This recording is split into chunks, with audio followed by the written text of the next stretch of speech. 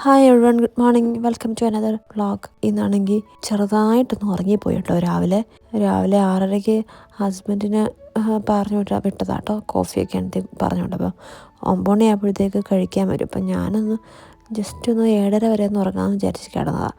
പക്ഷേ എഴുന്നേറ്റപ്പോഴത്തേക്ക് വേണ്ട 8:15 ഇനിയിപ്പോൾ പെട്ടെന്ന് 9 മണിയാകുമ്പോഴത്തേക്ക് കഴിക്കാൻ വരും. അപ്പോൾ പിന്നെ പെട്ടെന്ന് ബ്രേക്ക്ഫാസ്റ്റ് റെഡിയാക്കണം. അപ്പമാവ് ഓൾറെഡി അരച്ച് വെച്ചിട്ടുണ്ടായിരുന്നു. അപ്പം അതിന് ഒരു കറി പോലെ ഗ്രീൻ പീസ് വെള്ളത്തിലിട്ടിട്ടുണ്ടായിരുന്നു. അപ്പം ആദ്യം തന്നെ 2 മുട്ട അങ്ങ് പുഴുങ്ങാൻ വിട്ടു. അത് കഴിഞ്ഞിട്ട് ഇത് കുറച്ച് ഗ്രീൻ പീസിൻ്റെ കൂടെ കുറച്ച് പൊട്ടറ്റോയും ക്യാരറ്റും കൂടെ ഇടാമെന്ന് വിചാരിച്ചു. സാധാരണ കുക്കറിനകത്താണെങ്കിൽ ഉള്ളി വഴട്ടും എൻ്റെ അതോടെ തന്നെ ഗ്രീൻ പീസ് ഇട്ടങ്ങ് വേവിച്ചെടുക്കും കേട്ടോ. അപ്പോൾ ഇന്നിപ്പം സമയമില്ലാത്തതുകൊണ്ട് ഉള്ളിയൊക്കെ അരിയാൻ പോയാൽ പിന്നെ കുറച്ചുകൂടെ സമയം പോകും. അപ്പോൾ ആദ്യം തന്നെ ഈ പൊട്ടറ്റോയും ഗ്രീൻ പീസും എല്ലാം കൂടെ അങ്ങ് വെള്ളത്തിട്ടങ്ങ് വേവിക്കാമെന്ന് വിചാരിച്ചു. അങ്ങനെ പിന്നെ ഇതെല്ലാം കൂടെ വെള്ളത്തിലിട്ട് കുക്കറിനകത്തോട്ട് അങ്ങ് വേവിക്കാൻ വെച്ചു. എന്നിട്ട് പിന്നെ ഉള്ളിയും മറ്റു സാധനമൊക്കെ അരിയാമെന്ന് വിചാരിച്ചു. അപ്പോഴത്തേക്ക് പിന്നെ മുട്ട വെന്ത് വന്നിട്ടുണ്ടായിരുന്നു. അത് പിന്നെ പാത്രത്തിൽ നിന്ന് മാറ്റിയിട്ട് അരി ഞാൻ കുറച്ചിങ്ങനെ കുതിർത്തിടും കേട്ടോ. ഈ മട്ട റൈസ് ഗ്യാസ് സ്റ്റൗവിലല്ലേ വേവിക്കുന്നത്. അപ്പം ഒന്ന് കുതിർന്ന് കിട്ടുമ്പോഴത്തേക്ക് പെട്ടെന്നങ്ങ് വേവും. അപ്പോൾ അത് ചൂടുവെള്ളത്തിലൊന്ന് സോക്കാവാൻ വെച്ചു. എന്നിട്ട് പിന്നെ ഉള്ളിയൊക്കെ അരിഞ്ഞിട്ടുണ്ടായിരുന്നു. ഉള്ളിയും ഇഞ്ചി വെളുത്തുള്ളിയും കൂടെ വഴറ്റി എടുക്കാൻ വേണ്ടി ഒരു സെപ്പറേറ്റ് പാത്രത്തിലോട്ട് അങ്ങ് വഴറ്റാൻ വെച്ചു. അപ്പോഴത്തേക്ക് പിന്നെ കുക്കർ ഓഫാക്കിയായിരുന്നു കേട്ടോ. അതിൻ്റെ വിസിൽ വന്നിട്ടുണ്ടായിരുന്നു. അത് പിന്നെ കുറച്ച് നേരം ആ പ്രഷറിനകത്ത് അവിടെ ഇരിക്കണമല്ലോ. അങ്ങനെ പിന്നെ കുക്കർ മാറ്റി വെച്ചു. അതിൻ്റെ അകത്തോട്ട് തന്നെ അപ്പം അങ്ങ് ഉണ്ടാക്കാമെന്ന് വിചാരിച്ചു. അപ്പത്തിൻ്റെ മാവ് വലുതായിട്ട് പൊങ്ങിയിട്ടില്ല. ഞാൻ മറ്റേ പാലപ്പം പോലെ ഉണ്ടാക്കാമെന്നാണ് വിചാരിച്ചത്. പക്ഷേങ്കിൽ എൻ്റെ പാലപ്പത്തിൻ്റെ പാത്രം ചെറുതായിട്ടൊന്ന് പോയിരിക്കുക. ഞാൻ ഈ വറക്കുന്ന എല്ലാത്തിനകത്താണ് ഈ പപ്പടവും അങ്ങനെയൊക്കെ സാധനങ്ങളൊക്കെ വറക്കുന്നതിനകത്ത്. അപ്പം അതിനകത്ത് കുറച്ച് സ്ക്രാച്ചൊക്കെ വീണിരിക്കുക. അപ്പോൾ പിന്നെ ശരിയാകുമെന്നൊരു സംശയമുള്ള അങ്ങോട്ട് ഈ പാത്രത്തിലാക്കാമെന്ന് വിചാരിച്ചു. അങ്ങനെ പിന്നെ ഈ പാത്രത്തിൽ എടുത്തപ്പോൾ നല്ല വൃത്തിക്ക് വന്നു. മാവ് അരച്ചപ്പോൾ ഞാൻ കുറച്ച് ചോറ് ആഡ് ചെയ്യുമായിരുന്നു സാധാരണ. പക്ഷേ ഇന്നലെ ചോറ് ആഡ് ചെയ്യാൻ മറന്നിട്ടുണ്ട്. അതുകൊണ്ടാണെന്ന് അറിയത്തില്ല, ചെറിയൊരു സോഫ്റ്റ്നെസ് കുറവുണ്ട്. അല്ലെങ്കിൽ പിന്നെ നല്ല സോഫ്റ്റായിട്ട് വരുന്നതാണ്. പിന്നെ അപ്പോൾ ഓരോന്നായിട്ട് അങ്ങ് ചുട്ടെടുത്ത് അവിടെ 4 അപ്പം മതി. 2 കൂടുതൽ കഴിക്കത്തില്ല. അങ്ങനെ പിന്നെ ഒരടുപ്പിൽ അപ്പം എൻ്റെ 2 ഫേവററ്റ് അടുപ്പാണ്. ഇത് 2 നല്ല ഹൈ ഫ്ലെയിമുള്ള അടുപ്പുകൾ. ബാക്കി ഒരെണ്ണം ഭയങ്കര വലിയ ഫ്ലെയിമാണ്, പിന്നെ അത് ചെറിയ ഫ്ലെയിം. അപ്പം അത് രണ്ടിൽ പ്രധാനമായിട്ട് ഇത് രണ്ടിനകത്ത് കുക്ക് ചെയ്യാൻ സൗകര്യം. അതുകൊണ്ടാണ് പിന്നെ ഇങ്ങനെ വെച്ചേക്കുന്നത്.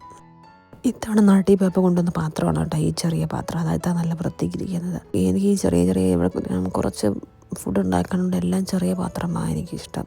വലിയ പാത്രം നമ്മൾ എടുക്കണ്ടല്ലോ. അപ്പോഴത്തേക്ക് പിന്നെ ഉള്ളിയെല്ലാം വഴണ്ട് വന്ന് മസാല ഇട്ടായിരുന്നു കേട്ടോ. മസാല ജസ്റ്റ് കുറച്ച് ഗരം മസാലയും മല്ലിപ്പൊടിയും മാത്രമേ ഇട്ടുള്ളൂ. വേറെ മുളക് പൊടിയൊന്നും അങ്ങനെ ഇടാറില്ല. എനിക്ക് പച്ച കളറ് കറിയാണ് ഇഷ്ടം, റെഡ് കളർ എനിക്കിഷ്ടമല്ല. അപ്പോഴത്തേക്ക് പിന്നെ ആ കുക്കറിനകത്തോട് തന്നെ അരി അങ്ങ് വേവിക്കാൻ വെക്കാമെന്ന് വിചാരിച്ചു.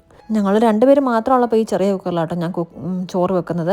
ഒരു 2 വിസിൽ ഹൈ ഫ്ലെയിമിലും ഒരു വിസിൽ ലോ ഫ്ലെയിമിലും വെക്കുമ്പോഴത്തേക്ക് അങ്ങാവും. പിന്നെ പ്രഷറിൽ കുറച്ച് നേരം ഇരുന്നിട്ട് തുറന്ന് നോക്കിയിട്ട് ആയില്ലേ പിന്നെ ഒന്നുകൂടെ അങ്ങ് വെക്കും. അത് ഞാൻ എപ്പോഴും ഇങ്ങനെ നോക്കിക്കൊണ്ടിരിക്കും കേട്ടോ. ഞാൻ സിമ്മിലൊന്നും അധികം നേരം വെക്കത്തില്ല. കാരണം ഒത്തിരി അപകടം നടക്കുന്നതല്ലേ കുക്കറിൽ ചോറ് വെക്കുമ്പം. അതുകൊണ്ട് ചോറ് വെക്കുമ്പോൾ ഞാൻ എൻ്റെ സൈഡിൽ നിന്ന് മാറത്തേ ഇല്ല കേട്ടോ. ജസ്റ്റ് എൻ്റെ അടുത്ത് നിന്ന് വിസിലെല്ലാം അടിച്ച് കഴിഞ്ഞിട്ടേ തീ ഓഫാക്കിയിട്ടേ മാറാറുള്ളൂ. പിന്നെ കുറച്ച് മീൻ വാങ്ങിച്ചായിരുന്നു കഴിഞ്ഞ ദിവസം ലുലു പോയി. അപ്പം മുള്ളൻ എന്ന് പറഞ്ഞൊരു മീനാണ്. അത് വറക്കാൻ കുറച്ച് ചെറിയ മീനാണ്. അപ്പം അതങ്ങ് കുറച്ച്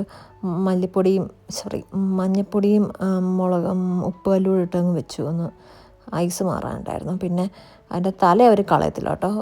തലയൊന്ന് കളയണമായിരുന്നു. പിന്നെ എൻ്റെ അക്കമൊക്കെ ഒന്ന് ക്ലീൻ ആക്കണമായിരുന്നു ഒന്നുകൂടെ. ഇതിപ്പോൾ എൻ്റെ മീൻ എടുക്കുന്ന കട്ടിംഗ് ബോർഡാണ് കേട്ടോ. മീനും ഇറച്ചിയൊക്കെ മാത്രമേ ഞാൻ അതിൻ്റെ അകത്ത് കട്ട് ചെയ്യത്തുള്ളൂ. അങ്ങനെ പിന്നെ എൻ്റെ തലയെല്ലാം എടുത്ത് കുറച്ച് വറക്കാമെന്ന് വിചാരിച്ചു. വറക്കാൻ കുറച്ചങ്ങ് ഇട്ടു. ചോറ് ആയായിരുന്നു. ചോറ് അവിടെ സൈഡിൽ ഫ്ലെയിം ഓഫാക്കി വെച്ചിട്ടുണ്ട്. അപ്പോഴത്തേക്ക് പിന്നെ കഴിക്കാൻ വന്നായിരുന്നു. പിന്നെ കഴിച്ചു കഴിഞ്ഞിട്ട് ഞാൻ പിന്നെ ചോറെടുത്ത് ഊറ്റി വെച്ചത് വേറൊരു പാത്രത്തിലോട്ട് ഇട്ടിട്ട് ചരുവം പോലത്തെ പാത്രത്തിലോട്ട് ആട്ടോ ചോറ് ഊറ്റാൻ വെക്കുന്നത്. എന്നിട്ട് പിന്നെ കുറച്ച് മീൻ കറിയും കൂടെ വെക്കാമെന്ന് വിചാരിച്ചു. തേങ്ങ അരച്ച കറിയേ. ഒരുപാട് യൂട്യൂബ് വീഡിയോസ്, ഇൻസ്റ്റാഗ്രാം വീഡിയോസൊക്കെ കണ്ടിട്ടാട്ടോ ഞാനിങ്ങനെ തേങ്ങ അരച്ച് മീൻകറി വെക്കാൻ തുടങ്ങിയത്. സാധാരണ ഞങ്ങളുടെയൊക്കെ വീട്ടിലാണെങ്കിൽ എല്ലാം മറ്റേ കോട്ടയം സ്റ്റൈലിൽ മീൻകറി ആട്ടോ വെക്കുന്നത്.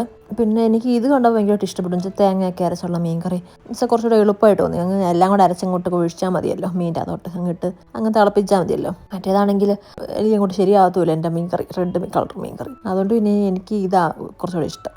പിന്നെ വൈകിട്ട് ചപ്പാത്തിയുടെ കൂടെ ഒക്കെ കഴിക്കാനാണേലും നല്ലതാണല്ലോ. ഇതിനകത്ത് പുളിക്ക് പകരം തക്കാളിയാണ് കേട്ടോ യൂസ് ചെയ്യുന്നത്.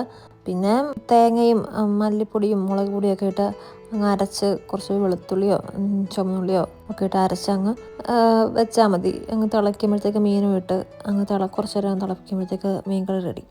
പിന്നെ കൈയോടെ തന്നെ പാത്രം കൂടെ കഴുകി വെക്കും കേട്ടോ.